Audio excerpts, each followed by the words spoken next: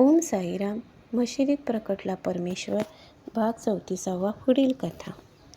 होळी पौर्णिमेच्या आदल्या रात्रीच बाबा दाभोळकरांच्या स्वप्नात गेले आणि आपण उद्या तुझ्याकडे जेवायला येणार आहोत असं त्यांना सांगितलं.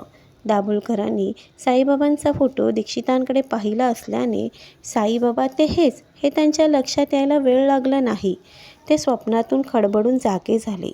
नाना चांदोरकरांनी त्यांना त्या बाबांच्या स्वप्नाबद्दलचे सांगितलं होतं. त्यामुळे बाबा निश्चित आपल्याकडे जेवायला येतील याची त्यांना खात्री वाटू लागली. त्यांना आनंद झाला. साईबाबा इथे येणार असल्याने आपल्याला आता शिर्डीला जायचे काही कारण नाही असं त्यांना वाटत होतं.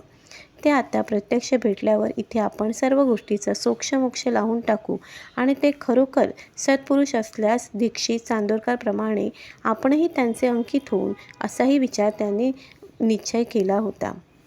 सकाळी उठताच साईबाबांसाठी अधिक जेवण करण्यास त्यांनी आपल्या पत्नीला सांगितलं. सौभाग्यवती दाभोळकरांना आनंद झाला. त्या भाविक होत्या. बाबांबद्दल त्यांनी पुष्कळ ऐकलं होतं, पण नवऱ्याच्या त्यांच्याबद्दलच्या कलुषित कल्पनांमुळे त्यांना शिर्डीला जाऊन यायची इच्छा असूनही त्या गप्पच राहिल्या होत्या. त्यामुळे साईबाबांसारखा थोर संत आपल्याकडे येणार म्हणून त्यांनाही आनंद झाला. जावयाला नातेवाईकांना जेवायचं निमंत्रण केलं. बाईने होळीनिमित्त आणि बाबांसाठी म्हणून पंचपक्वान्नाचं जेवणही तयार केलं. मंडळी आली, पानं मांडली गेली. बाबांच्यासाठी मुद्दाम 2 पंक्तीच्या मध्यावर एक वेगळं पाट मांडण्यात आलं. रांगोळी काढल्या गेल्या. उदबत्तीचा सुगंध दरवळला आणि बाबांची वाट पाहून मंडळी सोवळे नेसून पानावर सुद्धा येऊन बसली. मध्याह्नाची वेळ झाली होती. सर्वांच्या पोटात कावळे कोकळत होते. बाबा आले नाही म्हणून सोवळे नेसलेले दाभोळकर आता आत बाहेर करू लागले. विचार करू लागले की आपल्यासारख्या समतोल बुद्धीच्या माणसानं स्वप्नावर इतका विश्वास कसा ठेवावा. खरं म्हणजे त्याने आपल्या स्वप्नाबद्दल कोणाला सांगितलं नव्हतं. साईबाबा जेवायला येणार आहे इतकंच त्यांनी नातेवाईकांना कळवलं होतं. त्यामुळे अहंकाराच्या न्यूनगंडापायी त्यांना आता पाहुण्यांना तोंड दाखवायची सुद्धा लाज वाटू लागली. त्यांनी सर्वांना जेवायला सुरुवात करायला सांगितली. अतिथी धर्म म्हणून ते मात्र बाबांची वाट पाहणार होते, पण त्यांच्याशिवाय जेवायला बसायला कोणालाच योग्य वाटेना.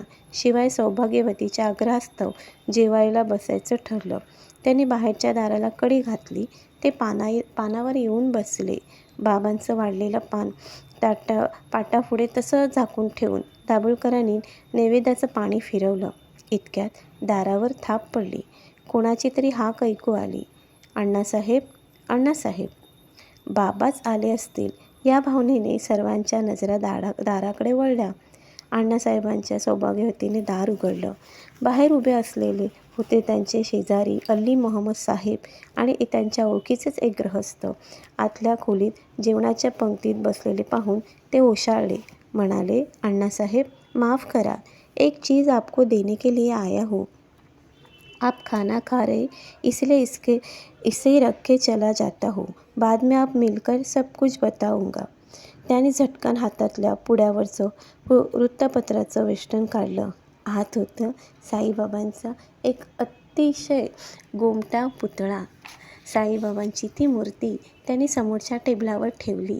त्यांच्या मुसलमान गुरूने त्यांना घरातले सर्व संतांचे फोटो काढून टाकायला सांगितल्यामुळे त्यांच्या नोकराकडून ते काढून त्यांनी समुद्रात नेऊन टाकले होते. हा एकच पुतळा चुकून घरात राहिला होता. इतर अनेक हिंदूप्रमाणे दाभोळकरही साईचे भक्त असतील या कल्पनेने त्यांनी तो त्यांच्याकडे आणला होता.